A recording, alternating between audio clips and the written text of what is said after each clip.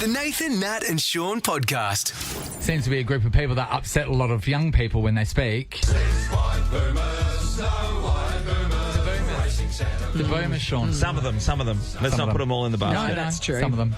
They've been asked a question again, or a lady sitting on a bench in Sydney. Well, she's just offering up her own advice, isn't she? What a helpful lady. And this is, if you were Gen Z, prepare to be enraged. Here we go. And how do you feel people of the younger generation now, maybe in their 20s, are going to go if they wanted to buy? They don't make sacrifices, not being thing, it is hard for them. But like when I was younger and that, as I said, I never did brunches and partied, and now what they want to do, I'm going to do party. So she did party. And brunch wasn't invented yet, so... This must be so infuriating because straight away, whatever generation you are, you put yourself at that age, your age that you were, and you don't realise that times have changed. Yeah. So we know, like economists have told us that the affordability of houses compared to income has blown out. Yeah. Well, here's some so facts. much more compared to what it was for the boomers generation. So millennials are having to save 1.3 to 1.5 times their annual salary for a deposit, while baby boomers and Gen X only had to save 40% and 90% of their annual salaries respectively. When adjusted for inflation, Gen X required the most income to afford the average home. Do you know that? At $138,000, while Gen Z wasn't too far off at $129,000. So it's pretty full on. Yeah. Pretty full on. So the statistics don't bear out what she's talking about. But it is much harder. No one cares about the statistics. No. They all think it's smashed Davo. That has been paired to the younger generation so much. It's smashed Davo. They think you're out eating smashed Davo. They think you're out partying. And the smashed Davo thing came from the head of the RBA at the time, saying this is why Gen Z can't afford a house. And it's like, no, it's more than like you could never eat smashed avocado ever again and still not be able to afford a house. Absolutely. We want to speak to Gen Zs, right? No one else but Gen Zs. I don't care if you're their parents or whatever. What's Gen Z? I don't know any of the Gens. Gen Aniston. So Lachlan's age. Lachlan is a Gen Z. Yeah. I want to speak to Gen Zs about the current situation that they're in, because I think it's really great to hear from you, yourself, the realities, and then learn if you are actually out partying or if you're at home sacrificing. Here's one. Hi, Bella. Hello. You're Gen Z? Yes. All right, talk to me. So my partner and I both university educated, work full time, not excessively spending, have barely ever go travelling, no international holidays. I don't ever think I'm going to be able to afford to buy a house. So you're renting at the moment, So but you're two incomes renting a house apartment, like a villa. A unit. So to be honest, that situation you're in right now is a dream to most Gen Zs because they can't get out of their parents' house. So that you're living large at the moment. But the thing is because we're making that choice to not live at home, we're not saving. Yes. So it's like what? Yeah, you know what I mean? it's going to be. That's it. Yeah. Sam, you're Gen Z, aren't you? I am just on the cutoff. I just looked it up. I'm millennial, technically. Yeah. But you're a baby millennial. Yeah. How are you going? Share house with 5. I'm one of 5. And deposit fund non-existent. What do we talk? What's your budget per week for food and stuff like that? Do you stick to like $100 or something? What do you do? Pretty good. Yeah. Rent's a couple hundred, food's probably similar-ish, I guess, but I'm thrifty, same as you, Bella. Not really holidaying, not really doing much. Because the perception is loading up at home. The older generation think you guys are just going on Euro vacays every year and blowing all your money. Yeah. And Bella, that you're going to bottomless brunch every second weekend. Bella, how many times when's the last time you bought a smashed avo for breakfast? Can make it at home for $1. Yeah. Sam, when's the last time you went out and bought smashed avo for breakfast? Yeah, not since starting this job, for sure. I've been going home and napping, so I haven't had brunch for a while. Not spending much. All right, Gen Z, we wanted to a little bit of a welfare check on you right now, and maybe you can inform the other generations about the reality of the situation you're in and how it's not like when they grow up. Are you spending? What are you spending on? Are you going out and partying hard? Are you blowing it all on after paying a bunch of clothes that you can't really afford? And also, just let us know about your prospects of the future. What do you think? Do you think you're ever going to get into a house? Are your parents over? Are you waiting for them to die so you can inherit it? If you're living at your parents' house and you have no prospects of getting out, and your parents don't want you there, imagine that. Imagine that. You're stuck and they don't want you there and you know that. Yeah. And they can't get you out and you can't leave. Hi, Renee. Hello. Hi, Renee. Are you Gen Z? millennials. So it's like 2 years off it. Yes, we're on. yep. So what's happening? What's a reality check for all the older people that think you're out partying all the time? Pretty much non-existent. I'm a mum of 3, so ages from 10 to 2. Wow. And, got a handful. Yeah, pretty much, yeah. So our partner's FIFO, so thankfully we are in a good financial position. Yeah. Although I also work full-time, but we pretty much lived with my mum for 5 years. As gorgeous as she is, it was a 3x2 cottage block. Oh, so wow. not a big backyard, rooms, 3 children. It was pretty much just bum up where you could. Our 2-year-old still sleeps with us, and my 2 big kids loved to have slumber parties, sleep together, they had a triple bunk, so one was up top, one was down the bottom. Yep. It was, pretty much just, that was in the theatre room. So we just sort of made her house, super comfortable for them. It's a big sacrifice for your mum too, isn't it, Renee? I mean, look, the kids are going to look back the on it. greatest thing of all Kids time. are going to look back They and don't think care. that was a magical time. But the 100%. reality. Caravan. So how are you now? We live in a 4x2. Yeah. Yes. We just brought in Byford, so Yeah. thankfully we had an amazing broker. She helped us get our goals sorted to figure out what we wanted. So we live on a lovely 450-metre square block in Byford. Yeah. So it's a massive upgrade for us and my children.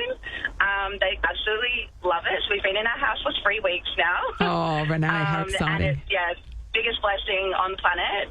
It can happen. It takes time and perseverance. Yeah. But in terms of going out and spending money, it just did not happen. So. You know what? Yeah, you gotta shut I up think, shop I for a think while. we'd find a few millennials out there that have actually gotten into the property market because you are. But 5 years living with the parents with 5 3 years. little kids, that's the sacrifice you had to make in order to be able to afford it. So each generation is getting harder and harder. So Yeah. we can just imagine that's from a millennial what the Gen Z is looking at. Yeah, for sure. Unbelievable. Thanks, Renee. Sarah's in Coogee. Hello. Hi, guys. Hi, Sarah. Sarah. Are you Gen Z? I am, yeah. Okay, talk us through. What are the realities for you? My husband and I, we weren't partiers, don't travel as well. I work full-time and my husband worked 3 jobs. 3? 2 of which were full-time so that we could get a deposit with the grant Yeah. Wow. Yep. to build a house. So, we managed to get in, but, literally, between the 2 of us, we're working 4 jobs. What about the rest of your friends? What situation are they in? Yeah, so I don't think we have any other friends that own. Literally everyone else is renting. Some of them have kids. So we're like the only ones that have a house that we own. That must be heartbreaking for the ones that are living at home that can't get out of their parents' house, right? And then you see, because your friends all live different lives, but to see friends of your same age group in a house and you're going, I can't get out of my house. And Sarah's married. It's becoming Imagine more what it's like for normal. one income. I think that'd be amazing. But for the single people, it's becoming normal. So they don't really. I don't think they register too much. Sarah and her husband had to work for 4 jobs between them. Yeah, That's literally, outrageous. as a single person, you're just going to shack up with anyone. Yeah. Sarah, how did your husband, like you're saying he had full-time jobs? 2 full-time jobs. How did he get about doing his day? Good question. He worked very hard, that's for sure. What jobs were they? So one full-time job pretty much from early in the morning and then you'd go to another one till late at night. Yeah, but what are the jobs? What was the jobs that he did? So he managed a hotel and he also worked for local council. Yeah. So it's and proper. Yeah. And then he also did handyman jobs on the side. Oh, wow. So. You know what? There was an article I read just recently. It was about Gen Z and what they've been pushed to. And a lot of them that are working from home because, if there's not a work from home or flexibility, they don't want the job. So a lot of them are working from home actually doing another full-time job while they're working from home. It's the only way they're ever going to, while they're working from their parents' home, it's the only way they're ever going to get out of it. So they're literally doing 2 jobs at the same time. It's extraordinary, It's isn't crazy. it? There you go, anyone that you're thinking that they're all out partying. Yes, they're not. They're working hard. 3 jobs. Yeah. Hi, Ash. Hey, team. How are you? Hey, Now, dude, Ash. you Gen Z, Ash? I'm a millennial. Millennial. But I'm struggling. Well, Yeah, I know. Struggling millennial. Yeah. I'm part of the DINK crew, dual income, no kids. Yep. Oh. Happy days. So, what mansion are you living in then? Well, in saying that, in a rental in Scarborough, so I'm not slumming it by any means. But we were part of the era where the banks threw money at us. Yes. Sending out letters in the post. Here, have 15 grand. Oh, your limit on your credit card. They would literally send you a bag of money. You'd have to take it back to the bank and say, I don't want it. They weren't giving you money. They were giving you a line of credit, which you then got yourself into debt, right? Correct, right? So not only are we still digging ourselves out of that, but we're also at the point where we only have money for any assistance. So can't, go with Keystart or anything like that. Yeah. So we are literally relying on saving as much as we can. Oh, my God. Yeah, saving while you're renting is tough, yeah. Yeah, big time, because the rental market is so expensive. Yeah. So. Ash, you got any thoughts of getting in the housing market in the next few years, or it's a fair way off Pipe still? dream. Well, no, that's the plan, but it's certainly a 5-year plan. And chipping away. What's the deposit now to get into like a? So what's a house? What's a house on average? About 10%. And we're looking at, of course, $1 million to live where we want to live. So $100,000. We're not having kids, so we don't want to live in the burbs. We want to live where we want to live. Yeah. See, when the old boomer on the bench saying that stuff about not sacrificing, they don't realise there are sacrifices, and that is even when you buy a house, you're buying a house on the outskirts of Perth. Yeah, that's right. Usually, or that there are exceptions. Yeah, or that needs fixing up. Yeah. Or Thanks, Ash. Thanks, Ash. Shannon's in Kwinana. Hello. Hello. Hi, Are you Gen Z, Shannon? Technically, yes. Just Gen Z. Just sneak in. You're so young. Okay, so what's the reality for you? Well, at the moment, so I'm Gen Z. My fiance is millennial. We are planning a wedding at the moment, and we are renting. I don't know if buying a house is anywhere in the future, just because planning a wedding is very expensive as well. The wedding market's pretty rough. Oh, it is. Do you consider downscaling the wedding and like having a smaller thing so that you've got, because it's just one day versus the rest of your life? Well, that's the thing. We're already having a pretty small wedding. Yeah. We're compromising on a lot of stuff, doing a lot of DIYs, and trying to keep it pretty small. So it's like a bring your own plate, like at the disco, boys bring a bottle of drink and girls bring a plate. We thought about doing that together. It's got a great retro vibe. That was so horrendous, wasn't it? Exactly. Boys, mothers, and fathers just had to go and pick up a bottle of Fanta, and you girls had to bring deviled eggs. Exactly. That's crazy. So what's the budget for your wedding? How much are you going to spend on it? So we were hoping to stay under $10,000, but I think we might just go over that. So it's not too bad compared.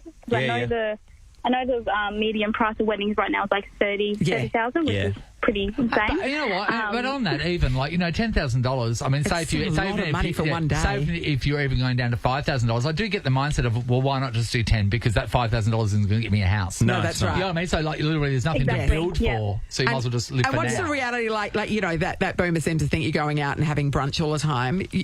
What are you in reality doing? Socially? Yeah, we're not really. I mean, sometimes I will go out to brunch with my friends, but not very often. And we're not big partiers at all. We're kind of homebodies, which is what we prefer. When's the last time you ordered? When's the last time you ordered smashed avocado on toast? Oh, months ago. Months ago. What about Uber Eats? You're Uber Eating? No, that's way too I make very good money, right? Yeah. But even on Uber Eats, because I live alone, and Nat, you'd experience this as well. When we have a look at the delivery fee versus... Sometimes the delivery fee is the same amount as your meal. Yeah, because if you're only ordering one serve. Yeah, so literally, even though I make good money, I'll go, what a waste of money, and I'll get in the car and drive down there and get it. So I just use this menu. So, yeah. Crazy. The Nathan, Nat and Shaun podcast. There's a young man who's playing a new sport that wants to talk about it. Now, and he's a young man that presses the buttons in front of us. Sam has still got energy after the show, which he does things during the day. And because he's A, young, and B, not been in this job now, very Sam, long. you've told me about a few sports you've been playing, but you've got one that you want to educate us about. Fastest growing sport in the world. I love this one. That just means it started from 0 and now 6 people are playing it. Yeah, and 4 of them are you and your friends. Yeah, we picked it up.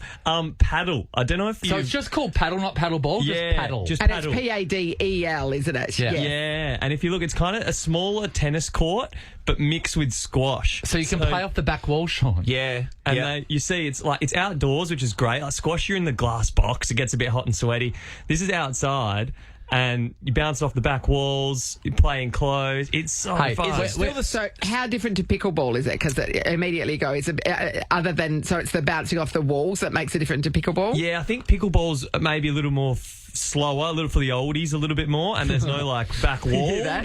That's why you've only heard of pickleball, Sean. Yeah. I thought it was called paddleball. It's not. It's just paddle. I think they're maybe slightly different things, but I don't think so. That looks like a lot to have to look at both directions, both in front of you and behind you. But I suppose that's a lot of sports. Well, that's kind of it's kind of like squash in a way. Although reminds me of Ninja Ball. Remember Nat, that game we played years ago? We used to play a game where we'd sit with our back towards the wall, and then someone would throw Ninja Catch, and someone would throw a ball at the wall, and then you have to catch it bouncing off the wall without looking at it. You did it with Leighton Hewitt. Yeah, he was very good at it. It was taking the world by storm. It was the fastest growing sport in the world for a very brief period. So where are the courts for this? I'm guessing they're not in the they're not in the struggling areas. No, we play Floriat. There's one for high, and actually the new one opened up in Dalkey. I wonder if it's very stereotypical sport. It's a bit reminiscent of Royal Tennis, which is where tennis sprung from, because they used to play off the walls in that too, didn't they? So you'll see at most tennis clubs now that they've got them. So one in Melville down the road from us now, there's one there that guys play on, most nights. But what gets me about this is, say, pickleball, right? Yeah. So that was happening here when we discovered pickleball, and it was big news, and it was probably a couple of years ago. And then we found out that, no, pickleball's been playing in Perth for ages. So I wonder how many sports are actually currently being played in Perth that we don't know about, that are yet to have that big resurgence or big announcement. Or they're just a bit niche, just a small number of people play them. I've got in my family, so cousins that live in Tasmania, but they've played it here because they were in the national team and their state team. Whoa. Underwater hockey, which is ridiculous when you think about it. It's called octopus, and you Sean's seen the whole thing, and the referees go off a screen, obviously, because... Yeah. But you go down, you're playing underwater. Yeah. But you don't have scuba tanks. Is there 8 people in the team? What's the octo? Is it just the water part? No, that's to do with, But I don't know, maybe. I don't know how many people's in a team. In a Nat Geographic show, you'll see Chris Hemsworth take it up now. Oh, really? Yeah, right. We want to get on the ground floor of anything, so we'd like to know if there is a sport out there that you are playing that no one really knows about. We should know about. No one knows about it. Yeah. Yeah, and if you're into this new paddle, which is apparently pickleball for the young'uns. I mean, this is how you get, you can say, I represented Australia, because you get at the very forefront of it. You've got to be at the front of the stuff. Ray gun, mate, ray gun. Exactly. Sophie, hello. Good morning. Hi, Soph. Okay, Soph, what's the sport we need to know about? My husband is trying to get cornhole to take off. He started a little league amongst his friends. He's made his own board. He's taken it very, very seriously. Now, I've tried cornhole, and it doesn't excite me at all. Are you talking about the same thing? Is that name off of corn kernels in the bag that get thrown into the hole? Is that what it's called? I think that's right, Nath. Okay, great. Yeah. How's it going, his plight to get this up and running? Well, he's obviously the best at it because all he does is bloody practice. I'm terrible. We started playing on our honeymoon in Cancun. That's where the fantasy came from. He realised he was much better than me, and he thought, right, that's it. I'm making the boards, and he's winning the league amongst his friends. I mean, when you discover that that's the thing you're good at, you've got to run with it. But why not put something like that in the Olympics that everyone plays in their backyard and to find out who's the best? Well, over in America, they do have the World Championships, and you see it on ESPN2 all the time. I've got my father-in-law. He made us a you got a homemade cornhole. You've got a cornhole court. Yeah, and I competed one. Now you reminded me because I wouldn't have remembered this in a tournament. We had a tournament, and me and Megan, my wife, got knocked out by Danny Green's mum and his wife Nina. Well, that's what the Green family do. They knock people out. Famously. I like the idea of the cornhole thing. I think that should. I like the idea of getting bigger. Yeah, of getting a sport that everyone plays in their backyards and stuff like that. That's very approachable. Yeah, ping pong's great. I think the best thing about cornhole is you can hold a beer in a hand whilst you're playing. It's very much the darts thing because you're only just using the one hand. Yeah, that's a really good point. Really good point. Hey, Sophie, do you want to go to a concert? Absolutely. Get away from that cornhole, idiot. Yeah, you're off to Hosey at RAC Arena on November the 5th. Beautiful work. Thanks. Well done, Soph. This is the Nathan, Nat and Shaun podcast. So this whole elbow thing and the flights, right? I get what they're saying because, when he was Transport Minister or whatever, the fact that you're not supposed to have a secret relationship or, a private relationship with these companies because then they could get you to vote their way. And all that it's about influence, basically. Well, the one thing linked to that now, and whether it's a link or not, is the fact that the Qatar weren't able to come in, and there's a whole thing about that a couple of months ago. I think at the time, So and that has some merit because then we don't have Qantas are running their own show and making their money. There's no competition, so that's a big deal. I don't know whether it's because I know Elbow and we're friendly with him, but I'm not enraged by it at all. Because also he has declared everything. It wasn't. There was nothing secret about. It wasn't like he's been doing dodgy deals that nobody knew about. He declared it openly. So there is that. For me personally, I just think that I take them things like this to take away from politics, and I just think. What would I do? If you've got a hookup, of course you're going to use a hookup. And now suddenly they've brought in another thing. They've brought in a whole new concept that Elbow's going to try and get out by using this excuse. It's the hotline, Sean. So, here's the deal. He's done something wrong if he has called Alan Joyce personally on his mobile phone. But what they're saying is there is a chairman's hotline number that you can call, which indirectly is Alan Joyce. Yeah. And then Alan Joyce has to... So, basically, he has to get the tick approval. They'll give you an empty seat, right? Yeah. And then usually if that happens and then the plane gets booked up, you get kicked off. They don't. Alan Joyce gives you an empty seat that's on the flight, and then he secures the fact that that is your seat. So you do still speak to Alan Joyce. It's just that you're not speaking to inadvertently. You're calling a 1-800 number. Give me the hotline. Give me the Qantas chairman's hotline. Sean is the king of hookups. Oh, I like to, but I just think with Elbow as well, you don't want to overcook it. Like, it seems like 22, that's a lot. Nah, not really. Yeah, it was over quite a while, and he flies a lot. 4 years or whatever, Sean. Okay, well, you don't want to take the piss. See, I always like to find a hook out, whatever it may be, but you've got to be strategic when you use them. Oh, you can't even talk about it without your throat catching, Sean. What about a certain surf brand? Oh, Rip Curl. Yeah, well, my kids work for there.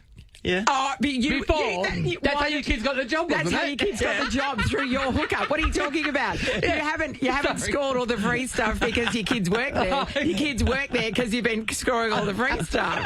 Well, I used to have a deal, but I don't have a deal. And then I worked out that Lachlan could get a job at Fremantle, which meant that I had a deal. Then he moved out to the DFO, which meant that I still had a deal. Sean, yes, I'm all about it, as you know. Out of anyone in this building, you're the hookup king to me. I do have a Qantas hookup, so but I've never used it. Yeah. The number is in my phone, and it's not about getting upgrades and stuff. It's like because after I got stuck in Prague last time I went to Europe, this guy that I know through the dog park, he works at Qantas. He's got I don't even know what his role is, but he said, take my number. If you're in this situation again, call me. Don't call the service line. Call me, and I've got the same access to all the stuff. I'll sort it out for you. And I'm like, that is exciting. How long ago did you get this number, by the way? Oh, well, this year. Okay. But I haven't needed to use it yet. I've had so many people offer me hookups and stuff, and I just cannot do it. I can't make the call. I just can't. I feel like, you know why? Because I put myself in their place and think, oh my God, how many people are calling you? Because we get it here for concert. Amy, you're telling us this morning you're the hookup, Amy, for all your family and friends and everyone that knows you, isn't it? Yeah. Yeah. Anything coming to town? They call you because they think Amy's at Ticketmaster. Yeah, it'll be all the Wiggles, wouldn't it? I don't get it. The only one who's asked me, I remember I told you guys about my dad just asked me randomly, and I've been here for 16 years. He wanted pink tickets. That's it. And yet his nephew was on a boat with Pink, and he didn't think to ask him. No, didn't want to bother Rove. Just, So look, we want to talk about hookups, right? Yeah. So are you the hookup? Are you the person that everyone calls? And what can us get from you? And then also we want to know if you've got the person in your phone, who's your hookup? And if it's it doesn't have to be something impressive. It's something lame, like I got a hookup for free honey. No worries. But if you're the person free honey it's actually not lame at all. Massive, is it Manuka? If you're getting if you're that person who's got that job, yes, and you're getting the calls all the time, that would be a pain in the ass. I know. Yeah, that's how they feel when you call them.